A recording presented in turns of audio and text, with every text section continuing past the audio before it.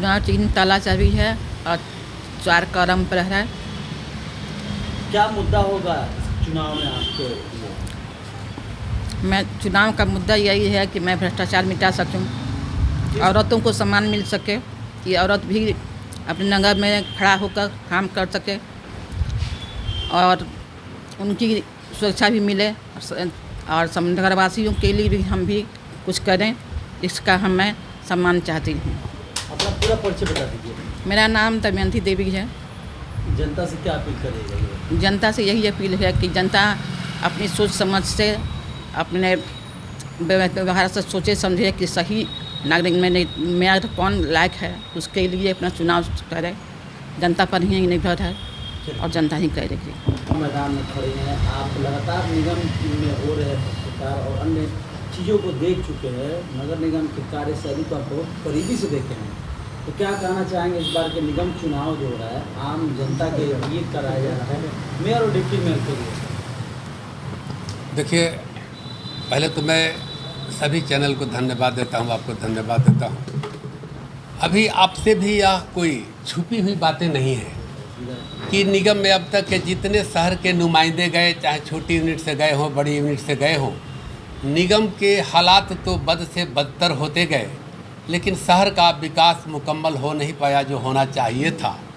तो निगम को एक विकास का यूनिट सरकार बना करके देती है कि नगर के लोग अपना प्रतिनिधि चुन करके भेजेगा जो उनके बीच का होगा, और वो अपनी समस्या रखेंगे। जहाँ जहाँ शहर को खूबसूरत बनाने की ज़रूरत होगी वहाँ निगम पैसा देने के लिए तैयार है।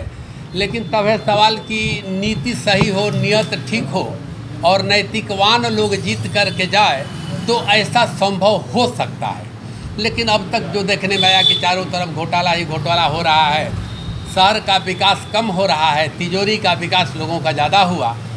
तब इस सिलसिले में हमको एक आम चीज़ याद आ गई, एक छोटी सी कविता की एक लाइन आई कि हम क्यों न घर घर लोगों को जगाएं कि एक व्यक्तित्व की पहचान करें, चूँकि चुनाव के समय में अच्छा है आदमी हम चुन करके भेजें जो आपके समस्याओं के साथ हमेशा जुड़े रहे और ईमानदारी से काम कर सके और नगर निगम के पैसे का सदुपयोग जनहित में कर सके।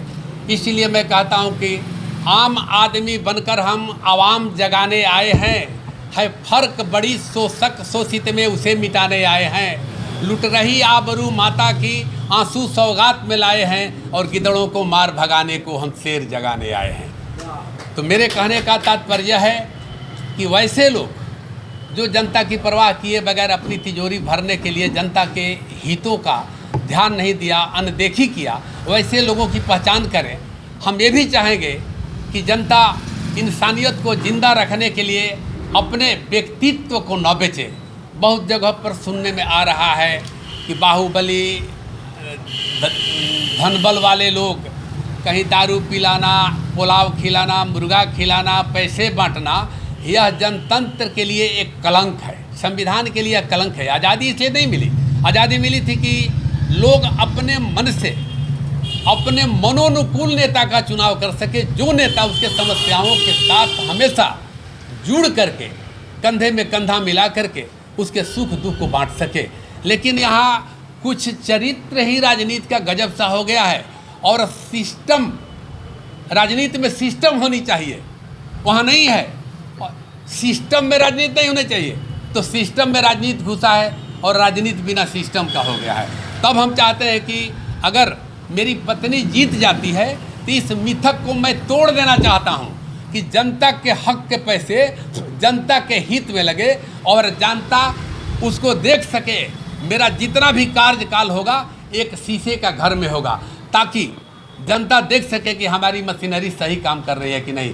कुछ भी छुपा हुआ नहीं रहेगा, कुछ भी पर्दा में नहीं रहेगा।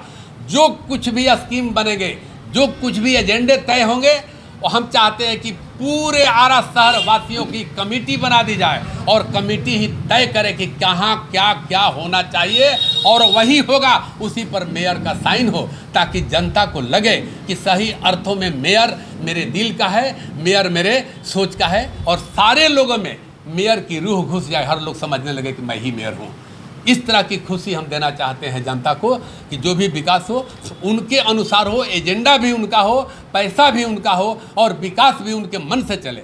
और दूसरी बात कि आज तक स्कूल की जो दुर्व्यवस्था है अब तक नहीं सुधरा, कोई सिस्टम इसमें खड़ा नहीं हुआ और न ही कोई हमारा चुना हुआ प्रतिनिधि इस पर अमल किया, इसलिए कि वहाँ गरीब मजदूर के बच्चे पढ़ते हैं। लेकिन अगर मेरी पत्नी जीत गई तो मैं ज़रूर आग्रह करूंगा पत्नी से भी और सिस्टम से भी कि स्कूल को सुधारा जाए, क्योंकि देश के भविष्य हैं, उनके भविष्य को संवारने का काम करे। और हर शिक्षकों से, उनके हेडमास्टर से मैं आग्रह करूंगा, प्रार्थना करूंगा कि अपने अंदर के मोरल को जगाएं और बच्चे को देश का भविष्य समझ करके उसके भविष्य को निखारें और मेहनत करें। और दूसरी बात कि जो अस्पताल की माली हालत है उसको हम चाहते हैं कि हाईटेक बन जाए, अस्पताल में सारी वो व्यवस्थाएं हों, माने मैक्सिमम व्यवस्था हो, सारी व्यवस्था तो नहीं हो सकता लेकिन मैक्सिमम व्यवस्था हो। और यहाँ डॉक्टर लोग साधारण से रोगी को, साधारण से घटना पर रोगी को सीधा ट्रांसफ़र कर देते, चले जाओ PMCH, लेकिन वहाँ उसका इलाज किया जा सकता था। तो हम चाहते हैं कि ऐसी एक मानसिक एटमोसफेयर तैयार किया जाए डॉक्टरों के बीच में भी बैठ करके कि भैया आप यहाँ के लोगों की समस्याओं को समझें और यहाँ के अधिक से अधिक लोगों को सुविधा देने का कष्ट करें, इनके समस्याओं को बांटने का प्रयास करें। यह मेरा प्रयास होगा।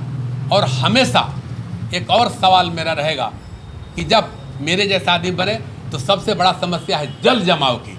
तो हम चाहते हैं कि 10-10 फीट का बड़ा बड़ा ड्रेनेज बने जो पूरे दक्षिण से उत्तर तक आर पार शहर का हो जाए और उसी में छोटी छोटी नालियों को जोड़ दिया जाए तो वो कनेक्टिविटी बेहतर हो। और लेवल ले करके, जो धरती का लेवल है, इंजीनियर ढंग से, बेहतर ढंग से उसका लेवल ले कि पानी का बहाव किधर है, उसके हिसाब से लेवल लेकर के सबका कनेक्शन उन बड़े बड़े नालों में दे दें, ताकि हमेशा शहर सुरक्षित रहे, जल जमाव और गंदगी से बचा रहे। और गंदगी का डंपिंग भी वैसे जगहों पर किया जाए जो शहर से दूर हो, इसकी व्यवस्था होनी चाहिए। तभी पता चलेगा कि हाँ शहर और देहात में फ़र्क क्या है। लोग शहर में आते हैं कि सुंदर है, निखरा हुआ है, सारी सुविधा होगा, पार्क होगा, स्कूल हो गए, अच्छे अस्पताल होंगे, और यहाँ आए तो देहात से भी बदतर व्यवस्था।